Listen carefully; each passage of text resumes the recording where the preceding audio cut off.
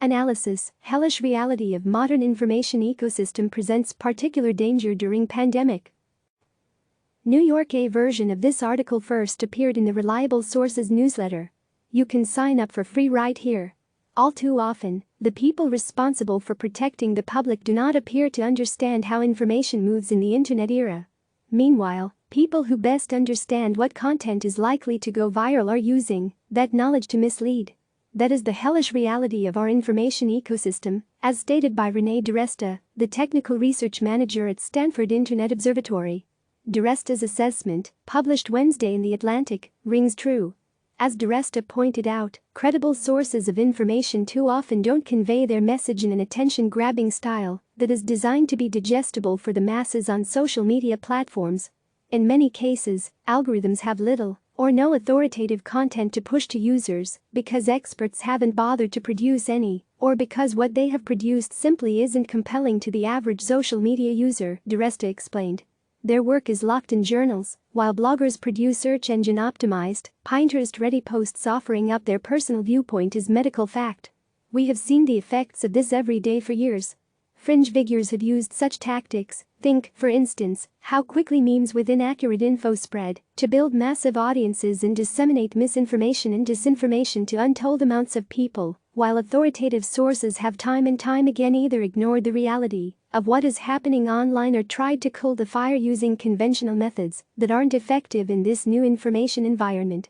With the coronavirus, an added element of danger is present. It's crucial that people have accurate information during a public health emergency.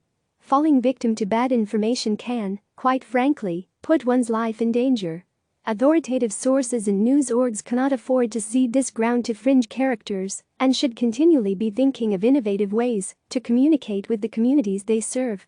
We have not protected the public from disinformation. Staying on this topic, NBC's Ben Collins published an excellent piece Wednesday about the doctors who, as he put it, are fed up with conspiracies ravaging ours.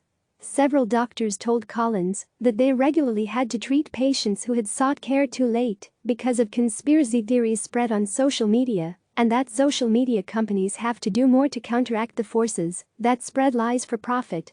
Dr. Duncan Meru, an epidemiologist in New York, told Collins that his colleagues had informed him about a recent patient who had ingested bleach.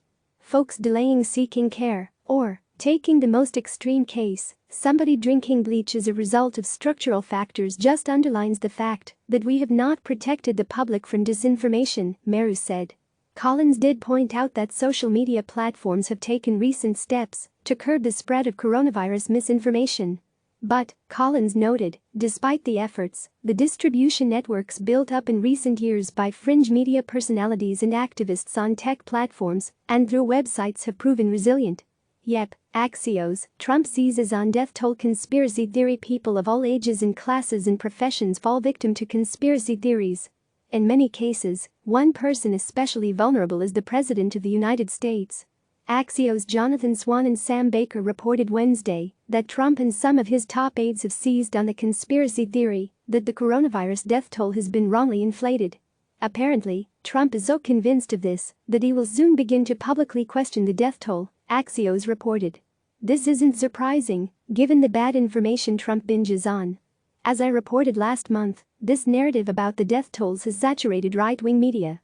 Heavy hitters in the conservative news space, such as Rush Limbaugh, Mark Levin, Tucker Carlson, and others, have all floated a version of it. When I reported on this last month, I noted it would not surprise me if Trump picked up on it.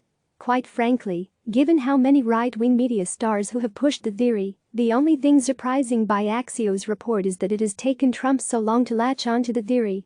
NIT's James Panusic tweeted, "This is going to be a big test of the media. How many will shift the death toll into the category of politicized issues, where one person believes one thing and another person believes another, and be really careful about saying who's right because we can't appear to take sides."